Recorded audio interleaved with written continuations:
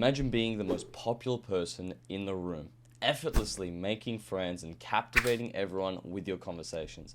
That is exactly what Dale Carnegie aims to help you achieve in his book, How to Win Friends and Influence People. Okay, now the cover is nothing special, but this book has over 30,000 Amazon reviews and is regarded as one of the greatest communication books to have ever been written. After reading this book and applying each of the principles in my daily life, I can confidently say that it does work. In this video, I'm going to break down the book into the 5 most important points that you can start applying right now. And now I picked up this book on my journey to work in a random bookstore in Engadine, just southwest of Sydney. To be honest, after looking at the book cover, I wasn't convinced, but the reviews on Amazon never lied. So I bought it and slowly read it through the month. Now, I work as a presenter for schools, so I go to different schools each week and teach a class for an hour about, school skills, study skills, stuff like that.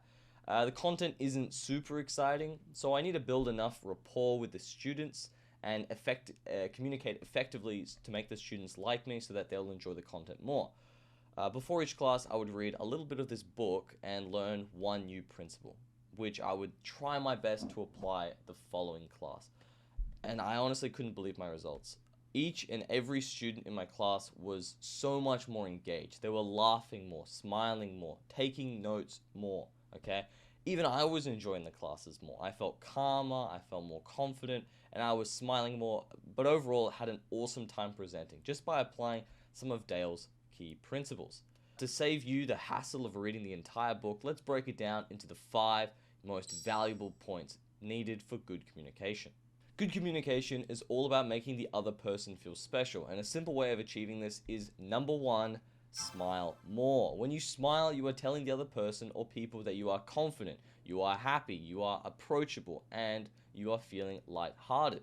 Wherever you want to make more friends, get into a relationship, sell products, smiling is a guaranteed way to improve your chances of success in all of these fields. The more approachable and happy you look, the more you will attract other approachable and happy people into your lives. Now, I'm not saying to smile constantly, okay? I'm not smiling right now, or fake a smile during a conversation, but let it come naturally, okay? Think of something happy or funny, okay? Or if you're in a conversation, really be in that conversation, because 9 times out of 10, the other person will try to make you laugh or smile. That's just what humans do, okay? We're social creatures, and by making other people feel happy, we feel happy.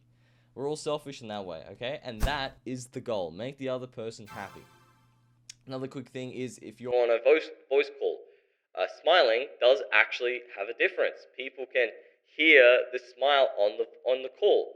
So if you're ever thinking of cold calling people for a business, or you're just calling family or friends, make sure to smile when you're on the call, because once again, they will feel the positive, light-hearted energy and be more likely to listen to what you're saying. Now, the second rule is super simple, but it will make you win people over almost instantly. And that is number 2, always, and I mean always, remember the other person's name. There is no word in the dictionary that people like more than their own name. So use it to your advantage. When you meet someone new, make sure to grab their name straight away and never lose it, because I can almost guarantee that if you greet them the next time with their own name, they will like and appreciate you way more and make your conversations with that person just easier in general in the future, okay? Because they just like you more. Halo effect. Now, I understand it can be super difficult to remember people's names as someone who has to walk into a classroom of 30 students, right, and walk out with at least 20 names. I know this struggle very well. I struggled to get and remember 5 students' names when I first started, but now I can walk out confidently with 3/4 of the class's names. By learning people's names, it's actually a muscle that you can strengthen and grow in your mind, okay? The more you do it, the more it will improve. I'll give you a few tips to remember them, okay? Number 1 is keep using it. The more you think or use that person's name, the more attached it will be in your brain, so you will be less likely to forget it. A simple way of doing this is when you meet someone, just use their name often, okay? Very frequently. And then as you chat with them, slowly reduce the amount of times you say their name. So if your name was Bob, hey Bob, how you going, Bob? Great to see you. Hey Bob, what's the weather today? Yeah, pretty good, Bob. Fantastic. See, I used Bob's name 5 times, and straight away, Bob is never going to leave my mind, okay? How awesome is that? This will guarantee you'll remember their name and they will like you more because you are using their favorite word. Again, a very small thing, but the use of names cannot be underestimated, okay? It is a game changer. Trust me. Earlier, I mentioned that good communication is all about making the other person feel special. Well, there is no better way of doing this than number 3, let the other person do most of the talking. Pretend that you are in an interrogation room with the other person you want to talk to, and there is a very bright light. Now, this light shines on the person who is talking, as the person who is shining the light is the one who is doing the interrogating. This is how conversations work. The person who is talking is giving you information. They are being interrogated while you simply listen and take in all the information. Now, if you start talking, then the light shines on you because now you are giving the information. The goal is to keep the light on the other person most of the time. Now, I would say 70% of the conversation. Now, I'm not telling you to interrogate your friends, but just listen more, okay? It's going to suck because we love to talk. Okay, I love to talk, most people love to talk, but listening is an incredibly valuable skill to have. If you can let the other person do most of the talking, then they will love you for listening, and you won't have to do much. You just sit there and listen. It's that simple. Now, if you find it hard to string up a conversation, there's a simple process I learned from an American psychiatrist named Dr. K, well known on YouTube as Healthy Gamer GG. Now, this will guarantee never-ending conversations, I promise you. So use it at your own discretion. It's called the 1-2 combo, okay? You will sit and listen to the other person you are talking to, and they may say something like, I love dogs. Dogs are awesome. Dogs are the best creatures in the world. Now, this is where you do the 1. The first one is you make a comment about it, okay? So they say they love dogs. Hey, I love dogs too. Oh, I think dogs are pretty cool. I think dogs are alright, okay? And then the next thing you say is you ask a question. So you say a comment, and then you couple it with a question. So, yeah, I love dogs too. They're pretty cool. Do you have a dog? What's your favorite breed of dog? Are you thinking of getting a dog? Just any sort of question after, okay, to make them start talking, okay? Remember, the light is shining on them. So we guarantee people will just keep talking, okay? And then you just repeat the process, 1-2 method. I use it on planes. I use it in my classrooms. It's fantastic, okay? Let the other person do the talking. It's that simple. Okay, so I know this book is about how to win friends and influence people, but there was a very good quote that stuck with me since reading Ali Abdaal's Feel Good Productivity. A video about that coming soon, by the way. Anyway, the quote was number 4, be sincere, not serious, which basically means approach everything with a sense of lightheartedness, okay? Not wanting to win or dominate, but to enjoy and appreciate. The simple example that Ali gives is to imagine you're playing Monopoly with your friends, okay? And would you rather prefer to play the game with a bunch of friends that follow the rules, like head on, dead on, with everyone's sole goal to win? No chatter, just extreme focus. And if someone breaks even one rule, they are disqualified, they're yelled at. Sounds pretty miserable.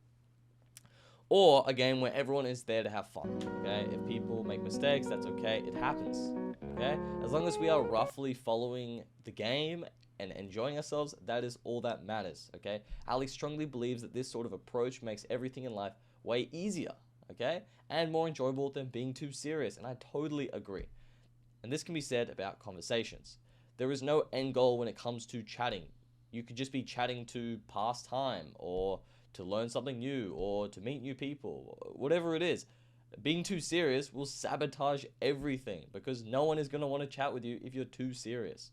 If I go into a classroom and just outline all the rules in order, no jokes, no laughter, just notes on the board, me explaining each one, maybe 1 or 2 students will enjoy the SEM, okay? But 28 of those students will not enjoy it. They will be bored, okay? And unfortunately, they won't want to listen. If they don't listen, I could be saying really, really important, revolutionary stuff, but because I'm framing it in such a way that's so boring, kids are not going to want to listen, okay? You need to make it interesting, exciting. You're going to be sincere, not serious. So be more sincere. Chat with people for the sake of chatting and learn something new about other people, okay? There's always something new to learn, and someone out there is ready and willing to teach you if you let them. Be sincere. Alright, finally, the last rule can be applied not only to communication, but in all aspects of life. And that is number 5, become genuinely interested in other people. Most people have a small circle of interests that really interest them, and that's fine. But the issue is that it limits us in terms of what kind of friends we let into our lives. If we are super into acting, we might not entirely get along with people who does business. Just because what they are interested in doesn't align with what our interests are. Okay, we need to change that. Let's just become curious and expand our circle of interest to let new people into our lives. Remember, just because something doesn't interest you doesn't mean that it isn't helpful or meaningful to you in any way. By being curious, you might discover a new passion or maybe gain valuable insight into things in our lives that we didn't really consider, or simply just learn something new that really interests you. You'd be surprised. There are a million different reasons as to why you should let new and, more importantly, different people into our lives.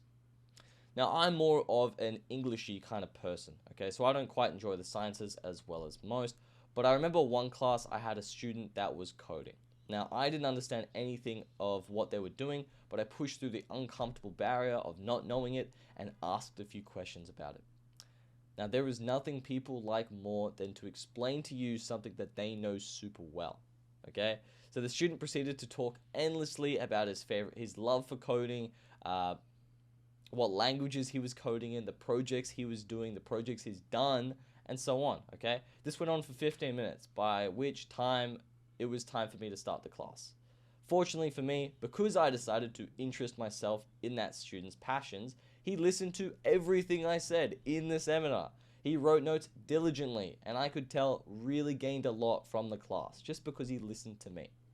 Now, all thanks to me being genuinely interested in what he was interested in, okay? Because of that, I started looking into coding more, and now I've learned a few coding languages because I found it so interesting.